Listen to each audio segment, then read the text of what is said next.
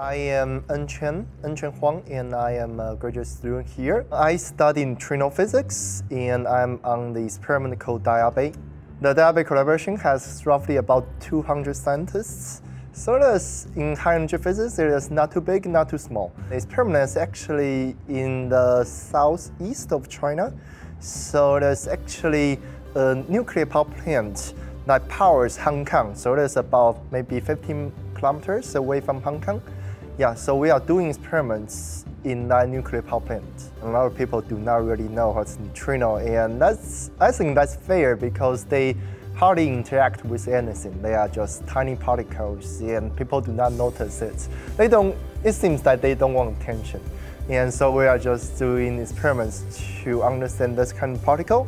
I took Professor Peng's nuclear physics, and he was really passionate about the neutrinos in the first 2 lectures or 3 lectures. And I feel it's fascinating, so I just decided to work on neutrinos with him. And I do really appreciate that he is actually available for most of the time. And I can always knock the door and talk with him. And we chat frequently. And he helped me a lot to arrange the meetings or conference that I can go to. And also give me really good advice about job hunting or everything, and practice the career talk with me for a long time. Yeah. So I would say I kind of travel 2 to 3, at least twice per year, and sometimes up to 4 or 5 times a year.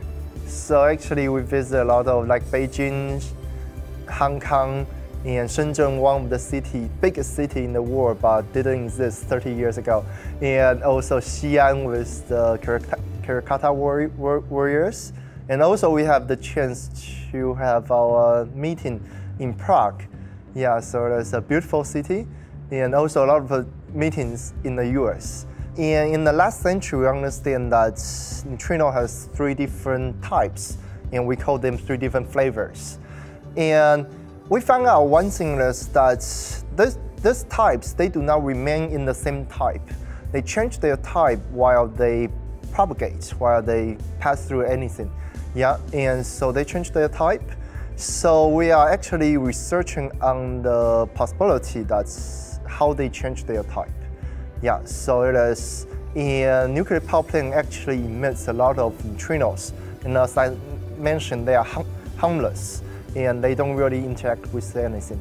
Yeah, so we are just using a huge detector to observe, or several huge detectors, to observe what is the possibility that they change their type. We now know that for sure neutrino have 3 types, but there might be another type, the 4th type or even the 5th type. And we are trying to use our data to determine whether there is another type, and or if we cannot see it, how confident are we that in what parameter space that we are sure it is not there.